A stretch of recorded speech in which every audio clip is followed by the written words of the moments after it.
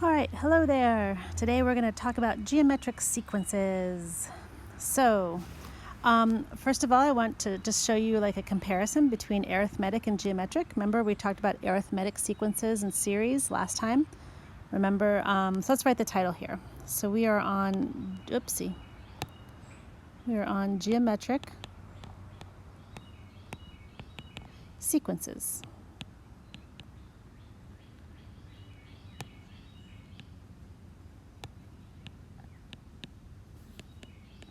And this is Unit 8. So this is day 3 of Unit 8, right? Okay, so geometric sequences. Remember, a sequence is just a list of numbers that follow a pattern, and geometric means that we're going to have a multiplying pattern. So we have a pattern going on, and this is going to be a multiplication pattern. Okay, so a multiplication pattern. All right, so going back to arithmetic, let me just show you the difference between the two. So let's start with this. Let's say we had a pattern like this, 20, 16, 12, 8, and so on. So you could tell right there that I'm subtracting 4 every time. So remember that we had our first term, and then we had a common difference. My common difference is -4. And to find that common difference, I would take any term and subtract the one before it. So like 12 minus 16 is -4. That's how I'm getting this right here. Or I could do 16 minus 20 and get -4 also. Okay? And so to make a formula for that, we started off with our formula. It was A1 plus n minus 1 times D. So if we were going to basically make a formula for what we have going on here, we'd have 20 plus n minus 1. D was -4. So I basically multiply that -4 out right there. So I get 20 minus 4n, it turns into plus 4.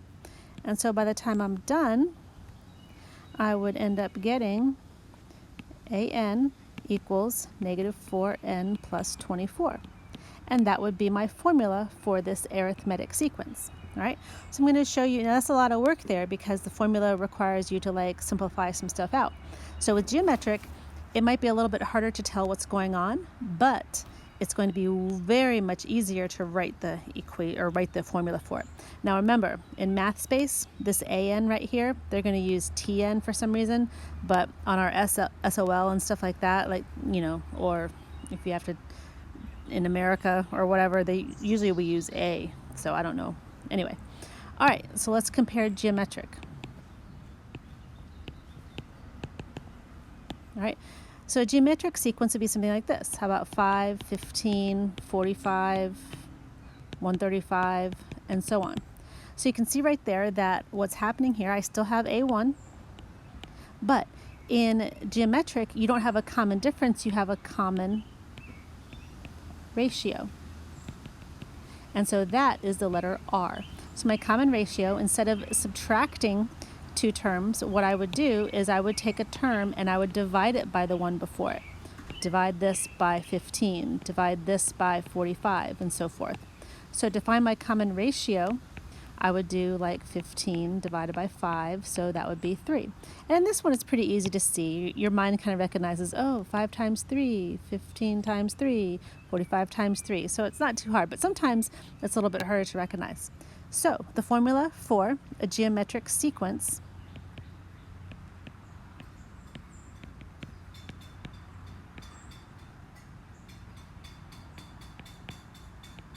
is this. An equals A1. And you don't have to put parentheses next, but it's a good idea to do it. And put your R inside there, and then just put n minus 1. And the only things that you have to fill in are A1, and then R, and then you're done. There's no working it out. There's no like fixing it up or solving for anything.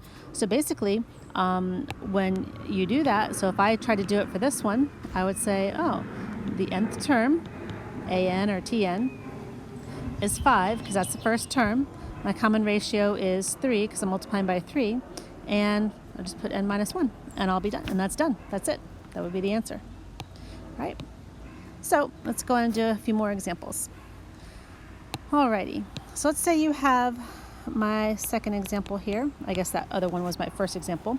Let's say I had this 72, 12, 2, and 1/3, and so on. And so this is a geometric sequence. We're given the geometric sequence here. All right, and so I'm going to ask you a couple of things about it. First of all, what if I asked you for the first term? Well, you could tell me, oh, the first term is 72, so A1 is 72, or T1 on math space. All right, what if I asked you for the common ratio? So the common ratio, remember, you take any two terms and divide them by each other.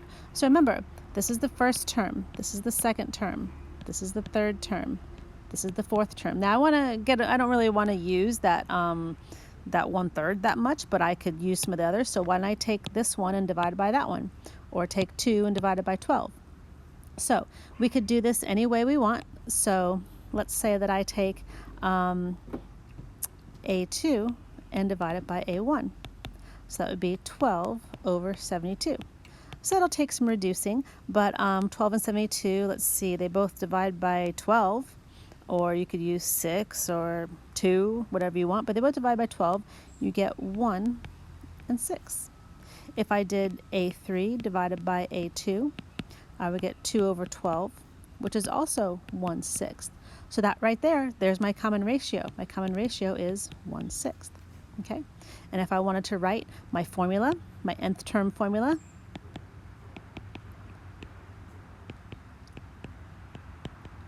all I would do, I would put AN equals, I'd put A1, so 72. I put 1/6 in parentheses and then put n minus 1. All right? So what this tells you is that you're starting with 72 and you're multiplying by 1/6 every time. So every answer is a sixth of the last one. So when you have a pattern that is decreasing like this, you can tell that your R value is going to be some kind of fraction less than 1. And when it's growing, then you have an R value of greater than 1.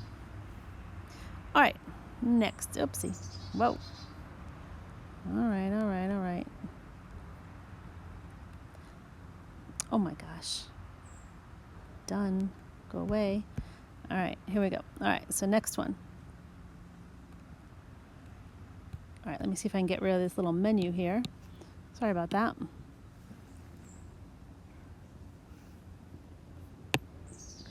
All right, what's going on here? Go away.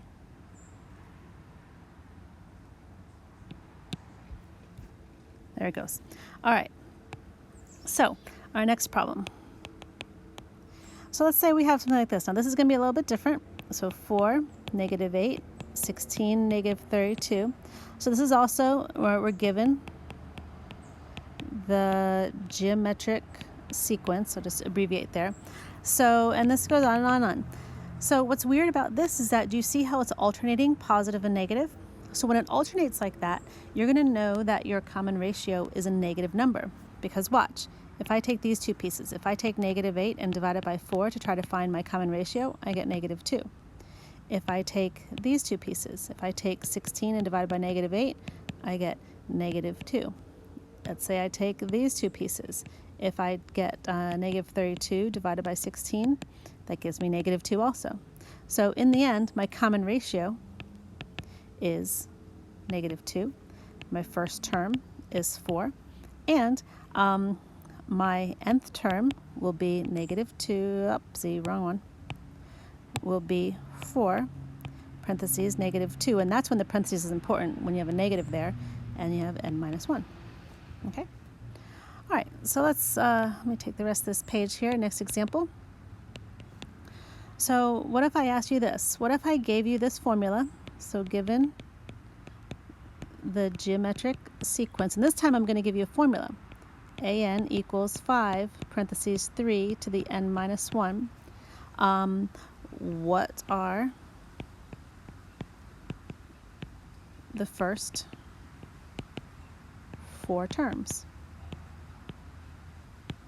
All right, now as long as the setup is like we were given on our formula, as long as there's an n minus 1 right here, and we can see the general setup of our formula. Basically, we can trust the fact that 5 is going to be the first term.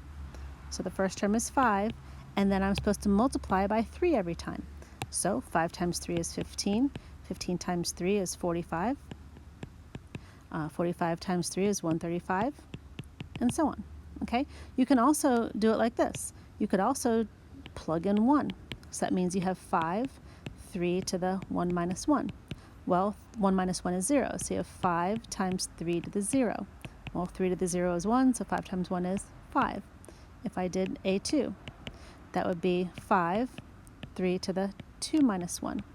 So it would be 5 times 3 to the first. Well, 5 times 3 is 15, and so on and so on. You could do it that way too. All right? So let's see. We just got 2 more examples to do. Oh my God. All right, and there we go. All right, so we're on example 5 here. So we're going to do the same thing as example 4, but I'm going to give you another little pattern here. So I want to know the first 4 terms.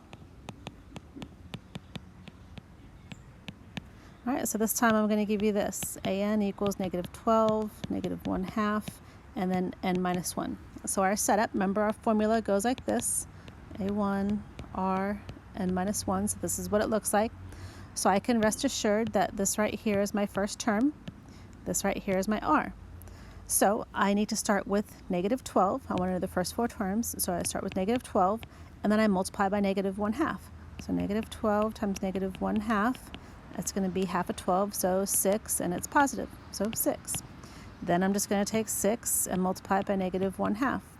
So half of 6 is 3, and it's negative, so negative 3. Then I'm going to do half of that. So negative 3 times negative 1/2. I know it's going to be positive, and half of 3 is 1.5. Or you could put 3 over 2. Doesn't matter, decimal fraction. So 1.5. And on and on and on. Okay? Or you could do the plugging in way. And remember, you have Desmos to help you out on some of these calculations if you like. You could do the plugging in way like I did right here as well, but it might be a little harder with that fraction. Okay, last example, example 6 here. So let's say you were given this scenario. Let's say you were told the first term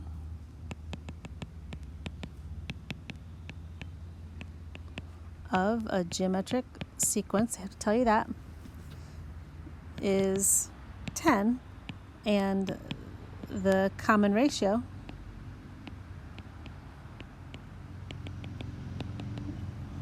is 3. And I asked you what is the 5th term. All right, so you have a couple options right here. 5 terms, that's not that many. So I could sit here and I could say, okay, well, the first term is 10, and then I just have to keep multiplying by 3, so 10 times 3 is 30.